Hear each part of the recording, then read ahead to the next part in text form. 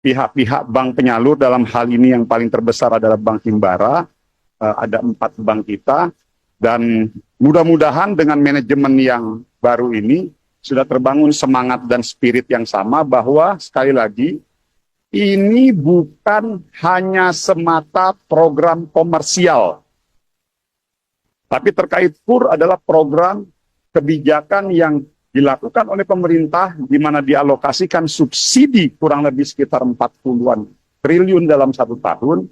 Saya ingin menegaskan bahwa sesuai dengan aturan 1 juta sampai 100 juta tidak boleh dimintakan agunan. Sebagai contoh kasus, nah ini mudah-mudahan bisa menjadi bahan percontohan kita.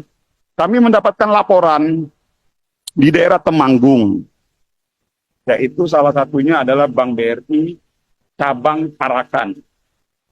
Ini menjadi salah satu contoh kasus. Kita mendapatkan laporan pengaduan masyarakat terkait masyarakat ini melakukan pinjaman dan tidak mampu membayar, lalu tiba-tiba asetnya disita. Asetnya disita, dan ini langsung kita tindak.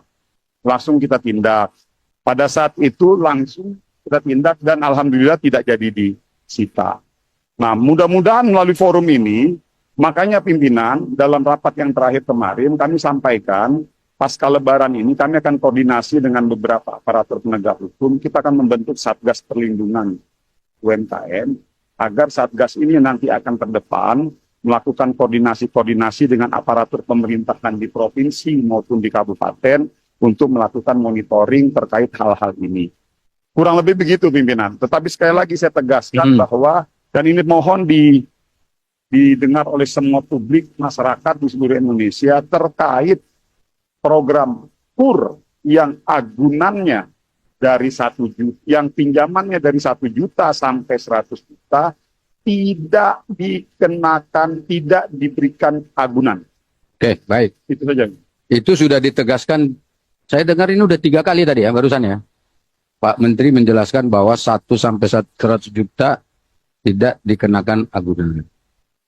Pak Menteri, itu dana BPJS Kesehatan itu, setiap tahun itu, untuk mengobati rakyat Indonesia yang sakit itu anggarannya hanya 46 triliun setahun yang dipakai di BPJS. Data BPJS orang yang kesehatannya gratis itu Bapak Ibu Saudara, itu 96,8 juta orang.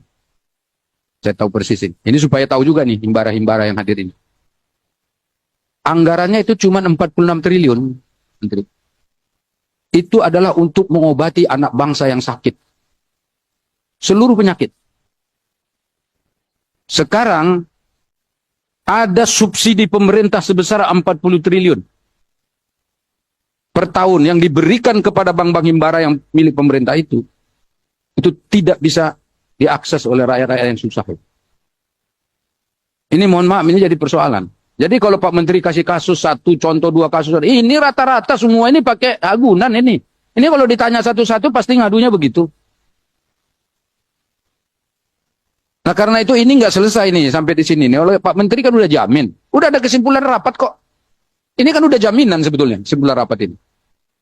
Tapi kan faktanya masih tetap terjadi. Jadi begini, ada tim saya, orang-orang di dapil saya yang bekerja di sana. Waktu saya pulang kemarin, pulang kampung, saya kumpul, saya bilang, alhamdulillah ini enak nih kita.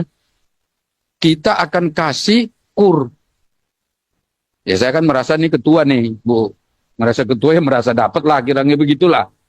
Ya kan? Kita akan mau kasih KUR nih ke masyarakat. Bagaimana kalau kita kasih KUR ke mereka nih? Supaya rakyat ini bisa bekerja. Apa yang mereka bilang ke saya, Pak Menteri? Jujur dia bilang sama saya, Bang, jangan ambil itu jalur KUR. Bahaya Bang, kenapa? Kalau abang kasih jaminan ke bank itu, nanti bank kasih, justru masyarakatnya ini nanti misalnya gagal bayar, yang dikejar itu kan saya.